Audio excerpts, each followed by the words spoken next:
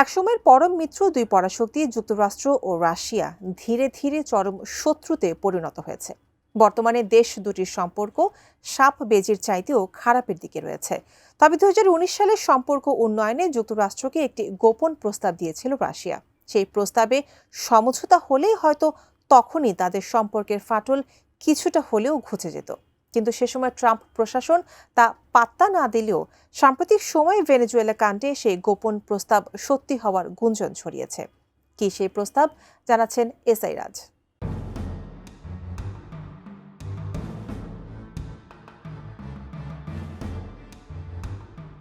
যুক্তরাষ্ট্রের president Donald ট্রাম্পের প্রথম মেয়াদের শাসনামলে 2019 সালেই একটি গোপন সমঝোতা প্রস্তাবের ইঙ্গিত দিয়েছিল রাশিয়া, যেখানে ইউক্রেনের ওপর পূর্ণ নিয়ন্ত্রণ পাওয়ার শর্তে ভেনেজুয়েলার তৎকালীন প্রেসিডেন্ট নিকোলাস মাদুরোর ওপর থেকে সমর্থন প্রত্যাহারে রাজি ছিল ক্রেমলিন। ট্রাম্প প্রশাসনের তৎকালীন রাশিয়া ও ইউরোপ বিষয়ক জ্যেষ্ঠ উপদেষ্টা ফিওনা হিলের দেওয়া এই চাঞ্চল্যকর তথ্য সম্প্রতি মাদুরোকে মার্কিন বিশেষ বাহিনীর হাতে আটকের ঘটনার পর আবারও সামনে এসেছে। অ্যাসোসিয়েটেড প্রেসকে দেওয়া এক সাক্ষাৎকারে হিল জানান, সে সময় রুশ কর্মকর্তারা বারবার ইঙ্গিত দিয়েছিল, যুক্তরাষ্ট্র যদি রাশিয়াকে ইউরোপে বা ইউক্রেনে তাদের ইচ্ছামতো কাজ করার সুযোগ দেয়, তবে রাশিয়াও পশ্চিম গোলার্ধ তথা ভেনেজুয়েলায় যুক্তরাষ্ট্রের যে কোনো পদক্ষেপ মেনে নেবে।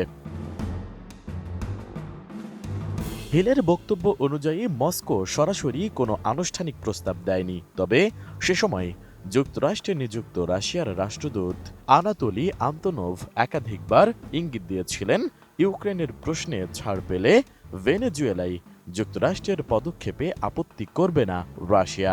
বিষয়টি বোঝাতে রুশ গণমাধ্যমে মন্ত্রনীতির উল্লেখ করা হয়। 19 শতকের সেই নীতির মাধ্যমে যুক্তরাষ্ট্র পশ্চিম গোলার্ধে ইউরোপীয় হস্তক্ষেপের বিরোধিতা করত এবং বিনিময়ে ইউরোপীয় বিষয়ে দূরে থাকার কথা বলত।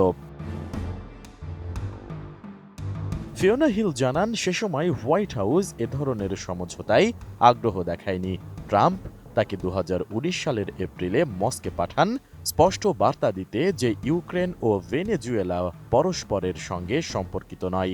তখন যুক্তরাষ্ট্র তার মিত্রদের সঙ্গে একমত হয়ে ভেনেজুয়েলার বিরোধী নেতা হুয়ান গুইদোকে অন্তর্বর্তী প্রেসিডেন্ট হিসেবে স্বীকৃতি দিয়েছিল। তবে মাত্র 7 বছর পর পরিস্থিতি নাটকীয়ভাবে বদলে গেছে। বিশ্লেষকদের মতে বর্তমান ট্রাম্প প্রশাসনের পদক্ষেপগুলো কার্যত রাশিয়ার সেই পুরনো প্রভাব বলয় ধারণাকেই বাস্তবে রূপ দিচ্ছে। নিকোলাস মাদুরোকে ক্ষমতাচ্যুত করার পর যুক্তরাষ্ট্র প্রকাশ্যেই ভেনেজুয়েলার শাসন ব্যবস্থা ও তেল সম্পদ পরিচালনার কথা বলছে, যা আন্তর্জাতিক রাজনীতিতে নতুন বিতর্কের জন্ম দিয়েছে। একই সঙ্গে ট্রাম্প আবার গ্রিনল্যান্ড দখলের হুমকি দিয়েছেন এবং মাদক পাচারের অভিযোগে কলম্বিয়ার বিরুদ্ধেও সামরিক পদক্ষেপের কথা উচ্চারণ করেছেন। ফিওনা হিল সতর্ক করে বলেছেন, এই ধরনের আগ্রাসী অবস্থান পশ্চিমা মিত্রদের জন্য এক অস্বস্তিকর পরিস্থিতি তৈরি করেছে, কারণ এতদিন ইউক্রেনে রাশিয়ার আগ্রাসনকে অবৈধ বলে যে অবস্থান নেওয়া হয়েছিল, যুক্তরাষ্ট্রের সাম্প্রতিক কর্মকাণ্ড সেই নৈতিক অবস্থানকে দুর্বল করে দিচ্ছে।